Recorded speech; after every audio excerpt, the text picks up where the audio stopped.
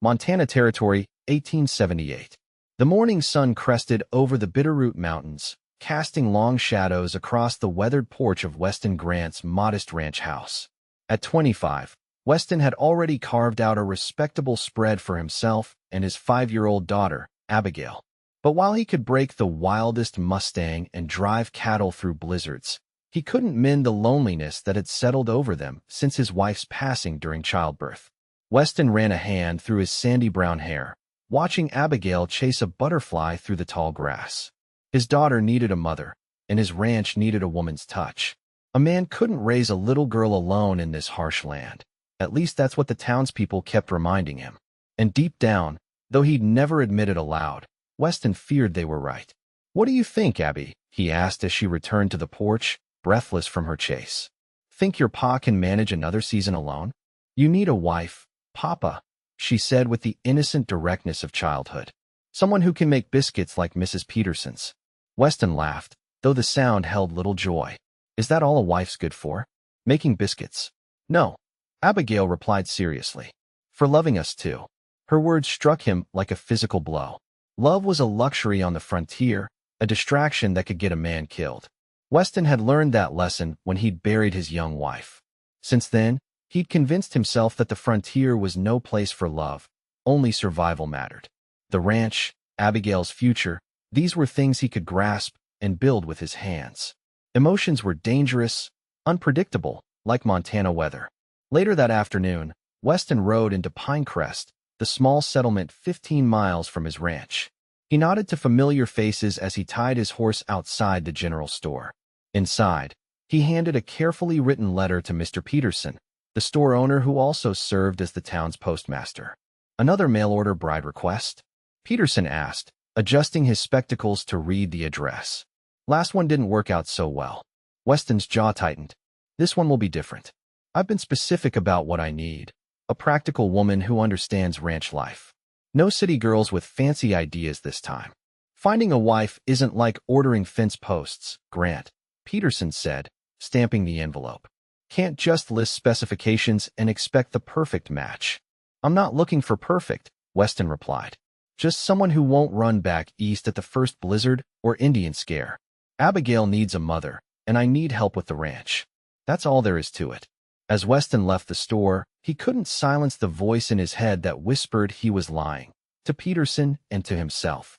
But vulnerability was a weakness he couldn't afford, not with a daughter depending on him and a ranch requiring his every waking hour.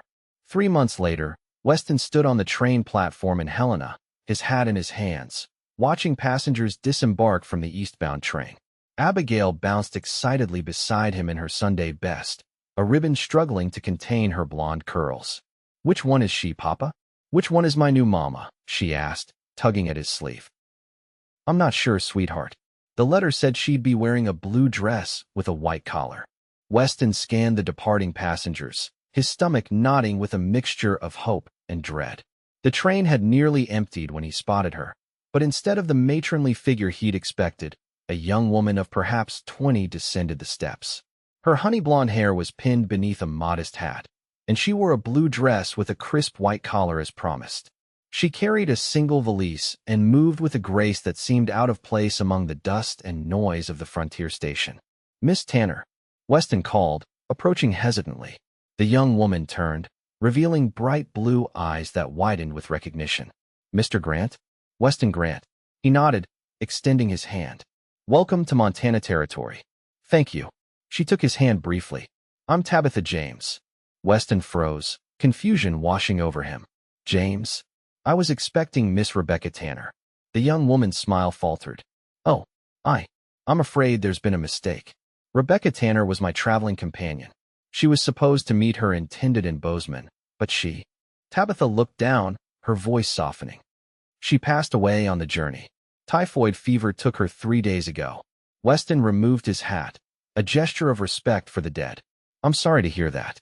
But why are you here?" Tabitha straightened her shoulders. "I had nowhere else to go. I lost my teaching position in Boston when the school closed. When Rebecca fell ill, she asked me to deliver the news to her intended in person. I didn't realize until I arrived in Bozeman that she had your information confused with his. By then, I'd spent my return fare on doctor's bills for Rebecca. Weston ran a hand through his hair, struggling to make sense of this unexpected development. This woman wasn't the practical ranch wife he'd ordered. She was young, clearly educated, and from the looks of her delicate hands, had never done a day's hard labor in her life. A schoolteacher from Boston wouldn't last a month on his remote ranch. "Papa," Abigail whispered loudly, tugging at his sleeve. "Is she my new mama?" Tabitha's eyes softened as she knelt to Abigail's level. "You must be Abigail. Your father mentioned you in his letters to Miss Tanner." "I'm Miss James." "You're very pretty," Abigail declared. "Do you know how to make biscuits?" Tabitha laughed, the sound like clear water over stones. "I do, though I can't promise they'll be any good. I'm better with books than baking." Weston cleared his throat. "Miss James, I'm sorry for your predicament, but I'm afraid there's been a misunderstanding. I was expecting a woman with experience in ranching. Someone practical." Tabitha finished for him, rising to her feet. Her chin lifted slightly. "Yes, I gathered that from Rebecca's description of your letter. I understand I'm not what you ordered, Mr. Grant, but I'm not asking for a husband. Just perhaps a temporary position until I can earn enough for a ticket back east." Before Weston could respond, a commotion erupted at the far end of the platform. A man in a dirty duster was arguing loudly with the station master, his hand hovering dangerously near his holstered pistol. "We should go," Weston said abruptly, taking Abigail's hand and gesturing for Tabitha to follow. "Town's getting rough with the mining boom. We can discuss arrangements at the hotel." As they walked away, Abigail slipped her small hand into Tabitha's and whispered loudly enough for Weston to hear. "Papa prayed for a mama, and God sent you instead." Weston's face burned with embarrassment, but Tabitha only smiled down at the child. "I'm not sure that's how it works, little one." "It is," Abigail insisted. "Pastor Miller says God answers prayers in surprising ways." Surprising indeed, Weston thought grimly. A Boston schoolteacher was about as useful on a cattle ranch as a silk parasol in a blizzard. At the hotel, Weston arranged a room for Tabitha, then reluctantly invited her to join them for supper at the town's only decent restaurant. As they ate, Abigail chattered excitedly, while Weston studied the young woman across the table. She was undeniably beautiful, with delicate features and expressive eyes that suggested both intelligence and kindness. But beauty had no place in his practical considerations. "Miss James," he said finally, when Abigail had become distracted by her dessert, "I can offer you a position as Abigail's governess. Room, board, and a small salary. Until spring, when the roads clear properly, and you can return east if you wish." Tabitha set down her fork. "That's very kind, Mr. Grant." "It's not kindness," he corrected firmly. "Abigail's education has been neglected. I've been meaning to hire a teacher for her anyway." "I see," Tabitha replied, her voice cooling slightly. "And what other duties would this position entail?" Weston shifted uncomfortably. "The ranch house needs tending. Cooking, cleaning. Nothing beyond what any woman would do in her own home." "I'm not a housekeeper, Mr. Grant. I'm an educated woman with a teaching certificate from Wellesley College. Out here, Miss James, everyone does what needs doing. There's no place for specialization on the frontier." Her eyes flashed. "Then I'll learn what needs learning, but I won't be treated as a servant. I'll teach Abigail, help with household duties as any boarder might, and in return, you'll pay me fairly so I can leave come spring." Weston recognized the steel beneath her refined exterior. Perhaps there was more to this Eastern woman than he'd first assumed. "Agreed," he said finally. "We leave at first light." The journey to the ranch took most of the next day. Tabitha sat beside Weston on the wagon bench. Abigail nestled between them, pointing out landmarks with the enthusiasm only a child could maintain through hours of rough travel.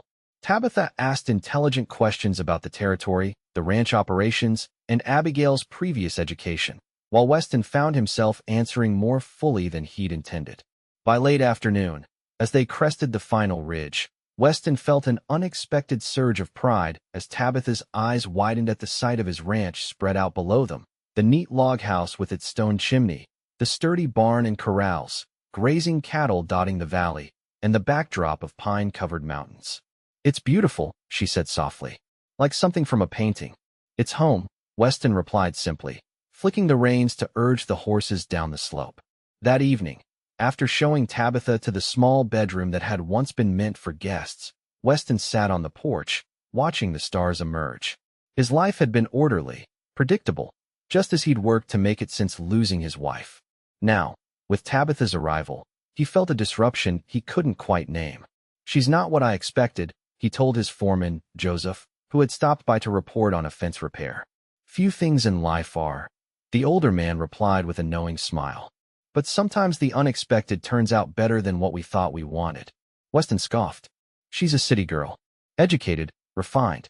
What does she know about surviving a Montana winter?" "Could be she knows more than you think," Joseph said.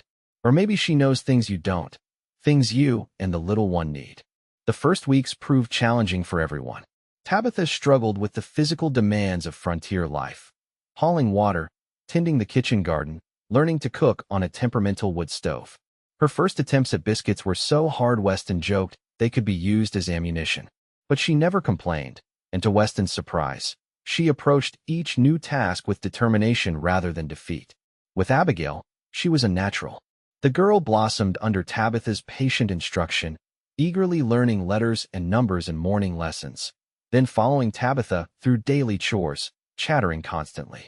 "Miss Tabitha says I'm the quickest learner she's ever taught," Abigail announced proudly one evening as Weston tucked her into bed. "Is that so?" he asked, smoothing her wild curls. "She says I could go to college someday, like her. Could I, Papa?" The question caught him off guard. He'd never considered such a possibility for his daughter.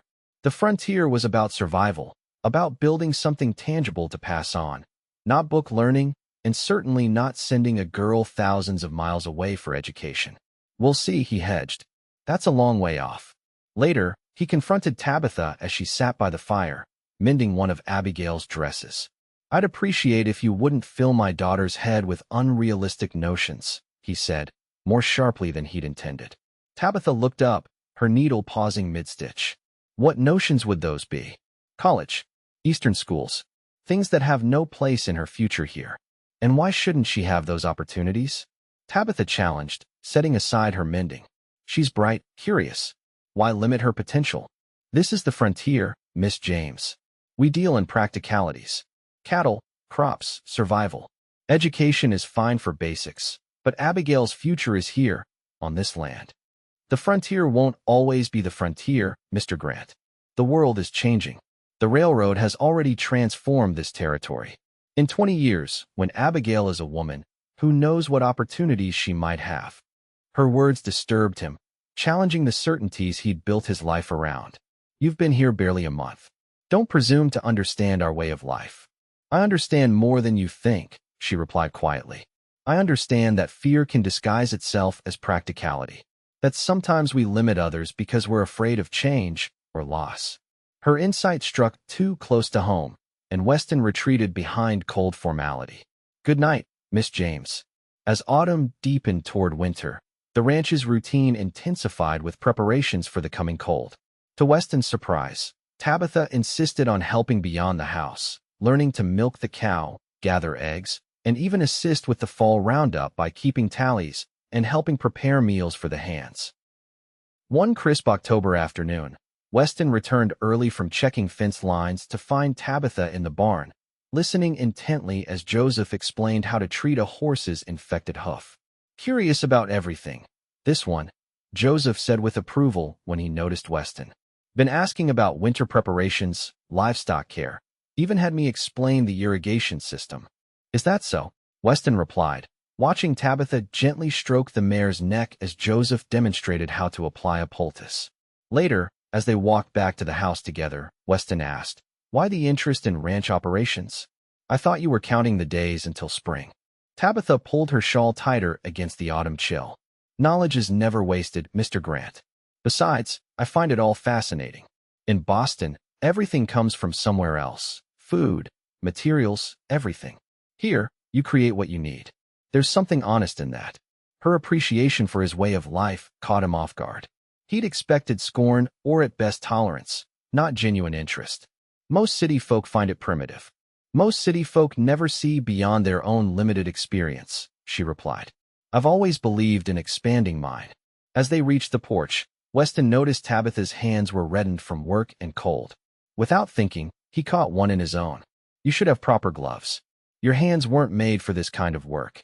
"They're adapting," she said softly, but didn't pull away immediately. Something passed between them in that moment. A recognition, perhaps, that boundaries were shifting. That night, unable to sleep, Weston confronted the growing truth he'd been avoiding. Tabitha James was awakening feelings he'd thought long buried. Worse still, she was challenging his belief that love had no place on the frontier. With each day, the walls he'd built around his heart were weakening, and the prospect terrified him more than any physical danger he'd faced. The first snowfall came earlier than expected, a heavy November storm that trapped them in the ranch house for 3 days. Tabitha proved her worth again, organizing activities for a restless Abigail, teaching her to bake bread, and creating an indoor scavenger hunt that had the girl giggling with delight. On the third evening, with Abigail finally asleep, Weston and Tabitha sat by the fire, the howling wind outside making the warmth of the room seem even more precious. "Tell me about your wife," Tabitha said suddenly, her voice gentle in the firelit darkness. Weston stiffened, then sighed. "Sarah was 18 when we married. We'd known each other since childhood back in Missouri. When I decided to claim land out here, she never hesitated to come with me." He paused, lost in memories. "She was strong, practical, didn't complain even when we lived in a tent that first summer while I built this house." "You loved her very much," Tabitha observed. "I did," he admitted. "When she died bringing Abigail into the world, something in me died too. I decided then that love was a luxury the frontier couldn't afford, that attachments were dangerous distractions. And now," she asked softly, "do you still believe that?" The question hung in the air between them, loaded with unspoken implications. Before he could answer, a pounding at the door broke the moment. Joseph stood on the porch, snow coating his heavy coat, his expression urgent. "Wolves hit the north pasture, took down a yearling, and scattered the herd. We need to round them up before they drift into the high country." Weston grabbed his coat and rifle. "How many men do we have?"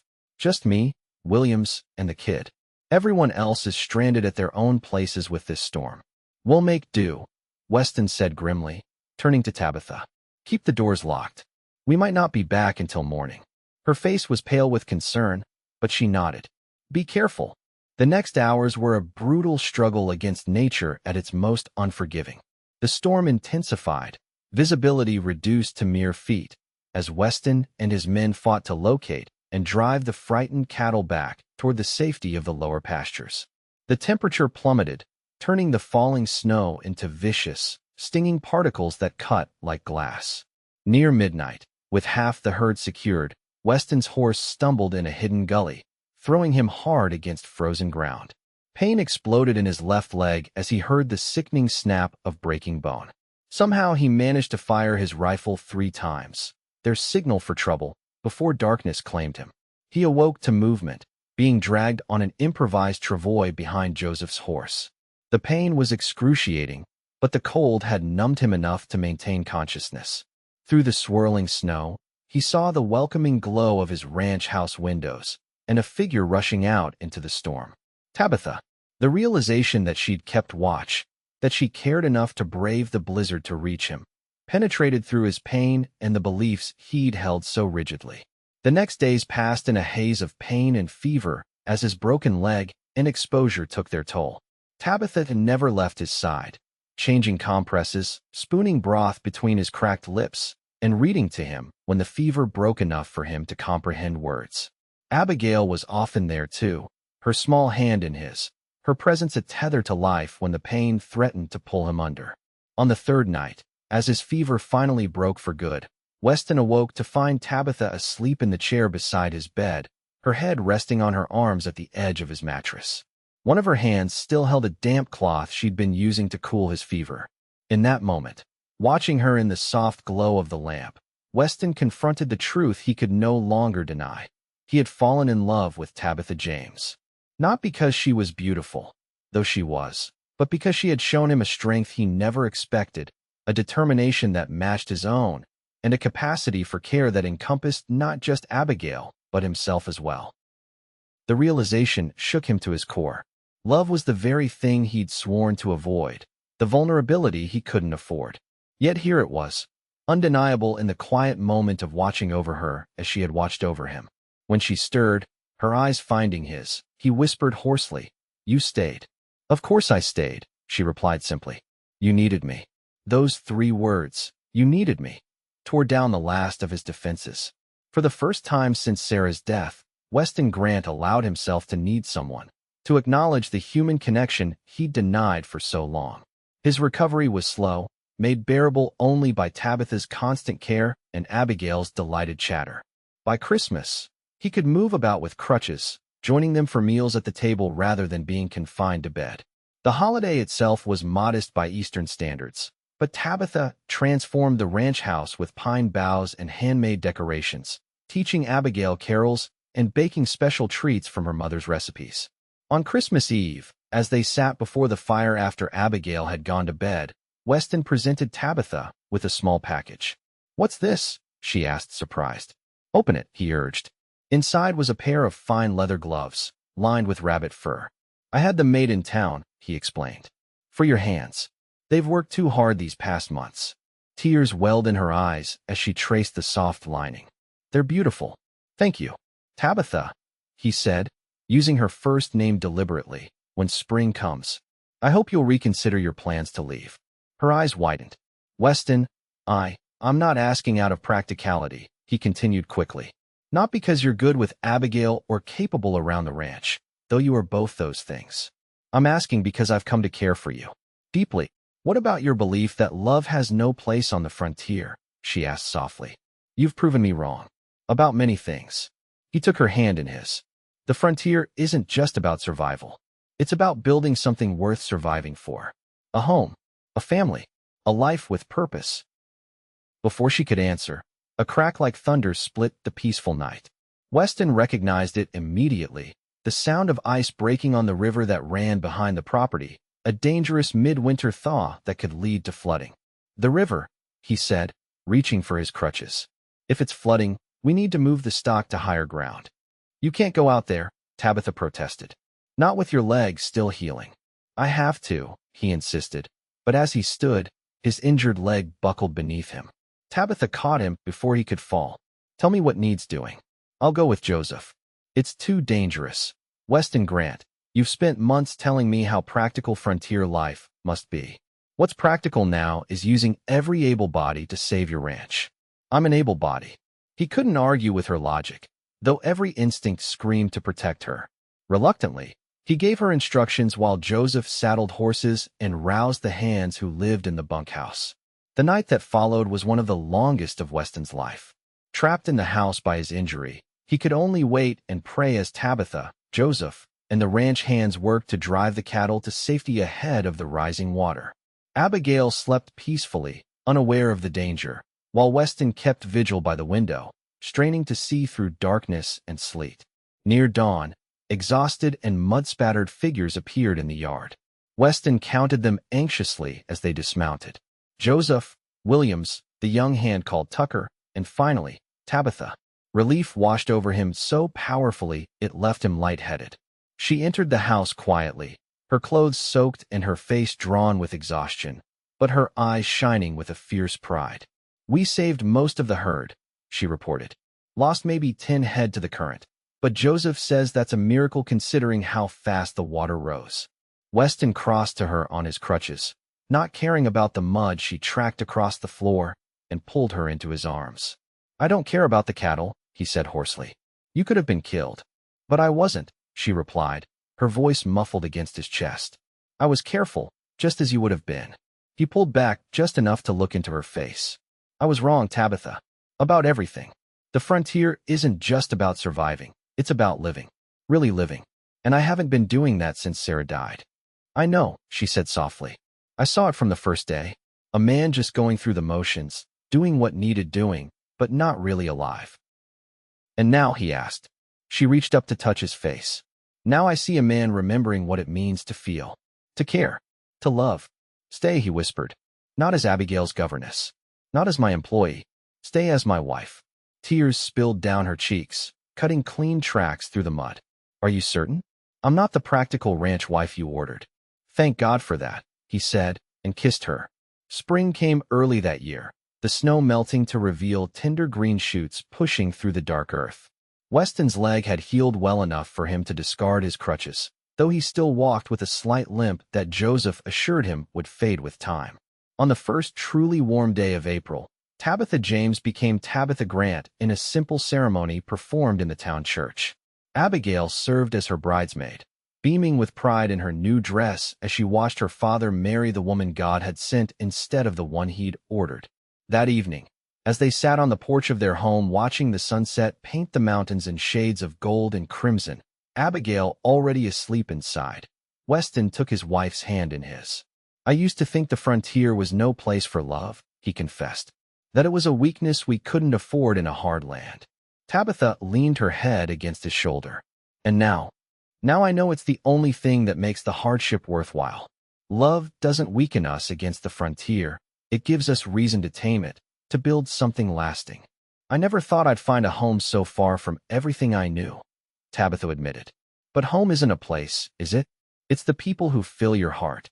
As darkness settled over the valley, Weston Grant held his wife close, marveling at how the unexpected turn of a Boston schoolteacher stepping off a train had transformed his life. She wasn't the bride he'd ordered, but as his daughter had said that very first day, God had sent her after all. And in the vast wilderness of the Montana Territory, where survival had once been his only goal, Weston had found something far more precious. A love strong enough to make the frontier not just a place to endure, but a place to truly live.